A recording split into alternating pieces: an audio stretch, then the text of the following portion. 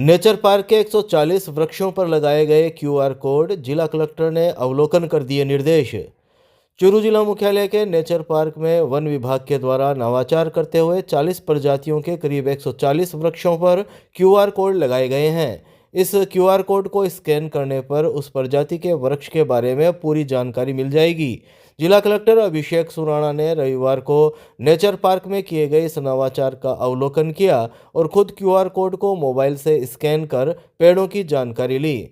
सूचना और जनसंपर्क विभाग के द्वारा शाम 6 बजे करीब जारी प्रेस नोट के मुताबिक उन्होंने नवाचार की सराहना करते हुए बताया कि नेचर पार्क में आने वाले आगंतुक क्यूआर कोड स्कैन कर पेड़ों का नाम, वैज्ञानिक नाम, उपयोग और महत्व सहित विविध जानकारी प्राप्त कर सकेंगे। इस मौके पर जिला कलेक्टर ने नेचर पार्क में चूरू नगर परिषद द्वारा लगाई गई पब्लिक पार्क लाइब्रेरी का भी अवलोकन किया। उन्होंने कहा कि यह नवाचार शहरवासियों के लिए एक सोशल एक्सपेरिमेंट होगा। लोग किताबें पढ़ें और उनमें पढ़ने की आदत का विकास हो। इस उद्देश्य से चूरू शहर के 6 स्थानों पर पब्लिक पार्क लाइब्रेरी लगाई गई है। ये नेचर पार्क एक बहुत ही खूबसूरत चूरू के लिए सौगात है, जिसमें इतना अच्छा हमारे शहर के बीच में एक वन क्षेत्र में पार्क और एक ग्रीनरी जो है जंगल के रूप में डेवलप है। यहाँ पे जो विभिन्न प्रजातियों के जो पेड़ हैं उनके बारे में थोड़ी जागरूकता बढ़ाने के लिए, और जो विजिटर्स आते हैं यहाँ पे डेली भी जो लोग घूमने आते हैं उनको भी पता चले कि कितनी प्रकार के यहाँ पे जो हमारे पास फ्लोरा है और वो उसकी क्या विशेषता है, उसको बढ़ाने के लिए सभी ट्रीज़ पे उनका जो हिंदी में जो हमारे चलित जो नाम है वो अंग्रेजी में उसका साइंटिफिक नेम और साथ में क्यूआर कोड लगाया गया है, जिसमें उसकी सारी जानकारी उस क्यूआर कोड पे क्लिक करने पे एक पीडीएफ के अंदर मिलती है। और इससे मुझे लगता है कि कई सारे बच्चे और जो यहाँ विजिटर्स आते हैं उनकी जानकारी काफ़ी बढ़ेगी।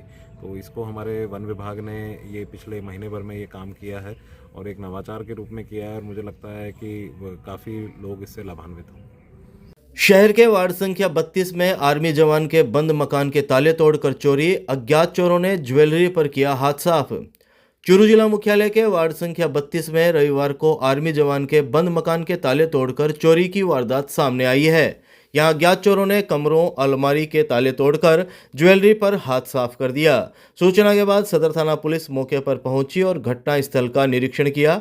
आर्मी जवान पवन सिंह पिछले 15 दिनों से अपने परिवार के साथ हिमाचल प्रदेश गया हुआ था और बीती रात चोरी की वारदात हो गई। चोरी की सूचना के बाद परिजन भी मौके पर पहुंचे। परिजनों ने सुबह 11 बजे करीब जानकारी देते हुए बताया कि रात करीब 9:30 बजे घर संभाला था, तब ताले लगे हुए थे, लेकिन रविवार सुबह जब यहां पहुंचे तो घर के मुख्य गेट सहित कमरों के ताले टूटे हुए थे, सामान बिखरा हुआ था। अलमारी और संदूकों के ताले तोड़कर अज्ञात चोरों ने सोने चांदी की ज्वेलरी चोरी कर ली। बहरहाल सदर थाना पुलिस आसपास के सीसीटीवी खंगाल रही है और मामले की जांच में जुट गई है। तालछापर अभ्यारण्य में आयोजित होगा बर्ड फेस्टिवल 2025। नेचर पार्क में जिला कलेक्टर ने पोस्टर व कैलेंडर का किया विमोचन।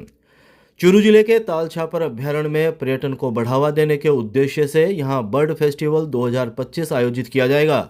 जिला प्रशासन, वन विभाग, छापर नगर पालिका और संप्रति फाउंडेशन के संयुक्त तत्वाधान में आयोजित होने वाले 2 दिवसीय बर्ड फेस्टिवल 2025 के पोस्टर और कैलेंडर का विमोचन जिला कलेक्टर अभिषेक सुराणा ने रविवार को राष्ट्रीय पक्षी दिवस के मौके पर दोपहर 2 बजे करीब चूरू के नेचर पार्क में किया।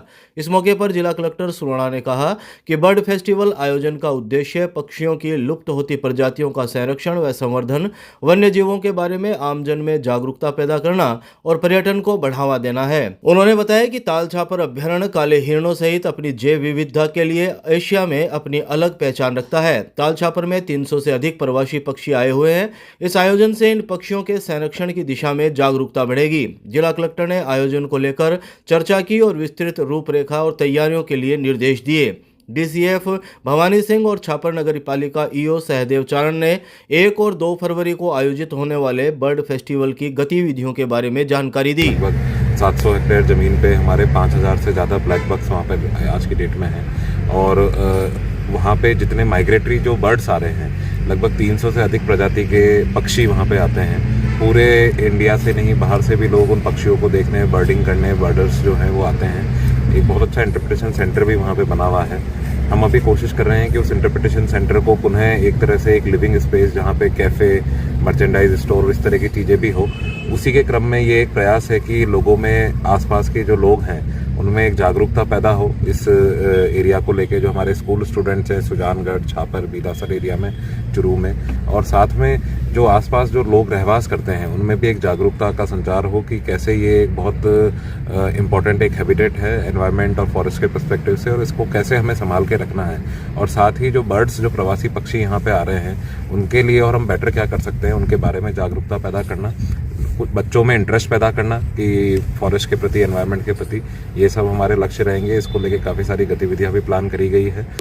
अभी जैसे राइजिंग राजस्थान समिट हुई, उसमें भी कई सारा ये इंटरेस्ट आया है कि छापर और उसके आसपास के एरिया में होटल इंडस्ट्री, टूरिज्म इंडस्ट्री, क्योंकि सालासर भी पास में है।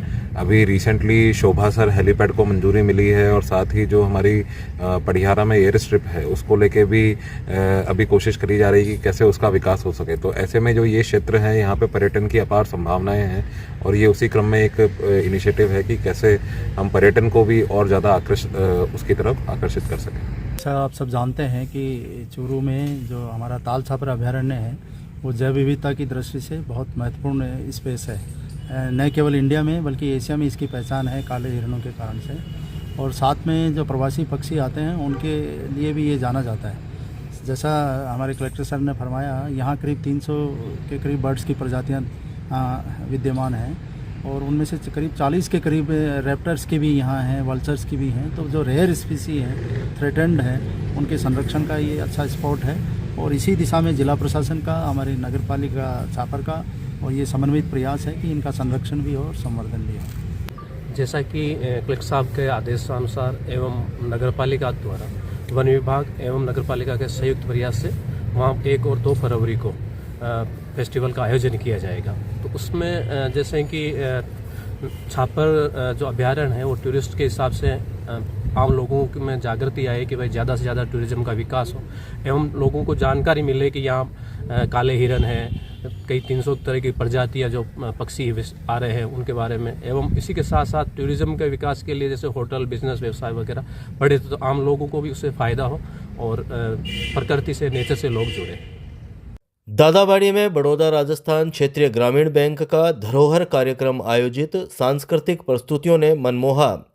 चूरू की दादाबाड़ी में बड़ौदा राजस्थान क्षेत्रीय ग्रामीण बैंक के 13वें स्थापना दिवस के उपलक्ष्य में सांस्कृतिक कार्यक्रम धरोहर 2025 का आयोजन किया गया। कार्यक्रम का शुभारंभ मुख्य जिला शिक्षा अधिकारी गोविंद सिंह राठौड़ ने दीप प्रज्वलित कर किया। कार्यक्रम में बड़ौदा राजस्थान क्षेत्रीय ग्रामीण बैंक के स्टाफ सदस्यों ने रंगारंग सांस्कृतिक प्रस्तुतियां देकर सभी का मन मोह लिया। कार्यक्रम में बैंक की ओर से चलाए गए बालिका छात्रवृत्ति योजना के तहत चयनित बालिकाओं को चेक देकर अतिथियों ने सम्मानित किया। इस अवसर पर क्षेत्रीय प्रबंधक करणवीर सिंह ने अतिथियों का आभार व्यक्त किया। मुख्य प्रबंधक राजेंद्र दरगड़ ने अतिथियों का स्वागत किया। संचालन अजय कौशिक और दिनेश गोस्वामी ने किया। और जिन्होंने ये साज सज्जा व्यवस्था यहाँ के लिए की, हमारे संजय जी और इनकी पूरी टीम, इनको बहुत बहुत बधाई और धन्यवाद देना चाहूँगा।